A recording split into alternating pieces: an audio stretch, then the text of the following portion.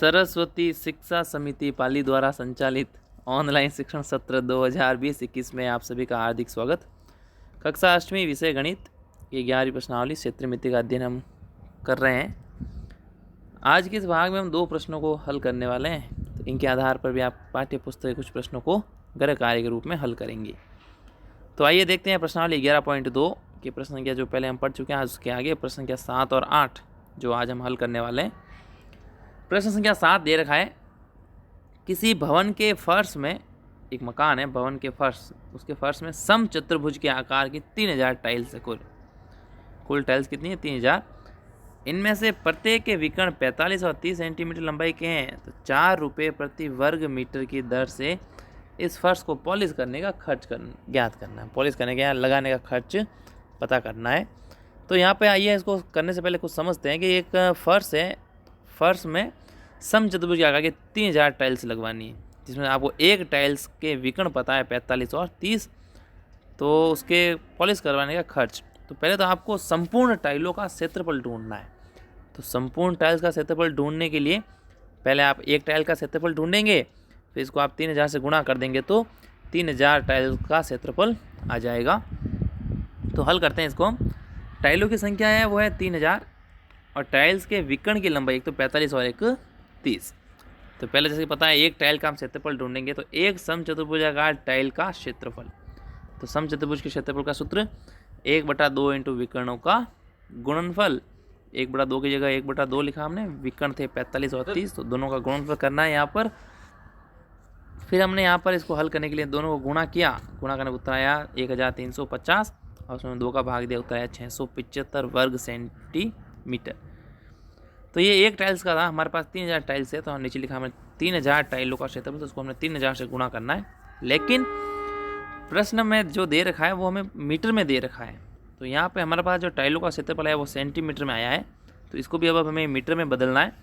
तो 3000 टाइलों का क्षेत्रफल वर्ग मीटर में, तो 3000 टाइलों का क्षेत्रफल वर्ग मीटर में बदलने के लिए 100 से देते हैं भाग। यहाँ पे वर्ग सेंटीमीटर है, अर्थात वर्ग सेंटीमीटर से तात्पर्य है 2 बार भाग देना है आपको, 100 इंटू 100।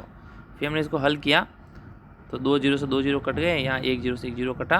फिर 675 को हमने 3 से गुणा किया, 2025 और नीचे 10 का हमने इसमें भाग दिया, 202.5 मीटर स्क्वायर। तब हमारे पास टाइल्स लगवाने का जो खर्च है वो 4 रुपये के हिसाब से था, तो हमने इसको 4 से गुणा किया, उत्तर आया 810 रुपये। तो इस प्रश्न को करने के बाद हम दूसरा प्रश्न देखते हैं। मोहन एक समलंब के आकार का खेत खरीदना चाहता है।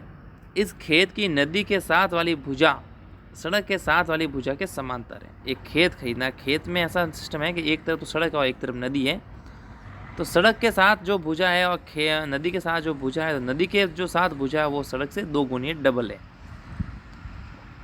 यदि इस खेत का क्षेत्रफल जो है 10,500 मीटर स्क्वायर है और 2 समांतर भुजाओं के बीच की दूरी 100 मीटर है, तो नदी के साथ वाली भुजा की लंबाई ढूंढनी। ये नदी के साथ वाली भुजा है, इसकी लंबाई आपको ढूंढनी है। तो यहाँ पे हमारे पास समचतुर्भुज का क्षेत्रफल दे रखा है, उसके आधार पर इसको हम हल करेंगे। तो आइए देखते हैं इसको। तो सबसे पहले हमें एक भी भुजा नहीं पता है, इसलिए माना सड़क के साथ वाली भुजा माना हमने x मीटर। तो हमें पता है कि नदी के साथ वाली जो भुजा है सड़क की 2 गुनी है, तो हमने लिखा तो नदी के साथ वाली भुजा इसका 2 गुनी था, 2x मीटर। भुजाओं के बीच की दूरी हमें पता थी 100 मीटर है।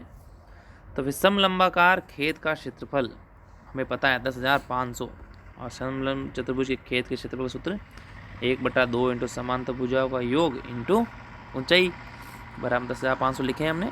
1/2 की जगह 1/2, समांतर भुजाओं का योग, दोनों भुजाएं हमारे पास पहले ये x और दूसरी है 2x, दोनों का योग करना है और बीच की ऊंचाई अर्थात 100। हमने 2x और 1x को जोड़ा, 3x हो गए, बाकी ऐसे कैसे लिखे हैं हाल फिलहाल। अब हमें x का उत्तर ढूंढना है, तो सभी का पक्षांतरण करना है। तो जो संख्या यहाँ पे हमारे पास अंश में थी वो हर में जाएगी और जो हर में थी वो अंश में, इधर हमने भेजा। तो 10,500 2 नीचे थे ऊपर गए और 100 और 3 दोनों नीचे, 2 जीरो कटे। फिर 105 को हमने 2 से गुणा किया, 210, उसमें 3 का भाग दिया, उत्तर आया हमारे पास 70 मीटर, अर्थात x का उत्तर आया। तो एक भुजा हो जाएगी x का 70 मीटर और दूसरी भुजा उसकी 2 गुनी अर्थात 140 मीटर। दोनों प्रश्नों का आप अच्छे से हल करेंगे। धन्यवाद।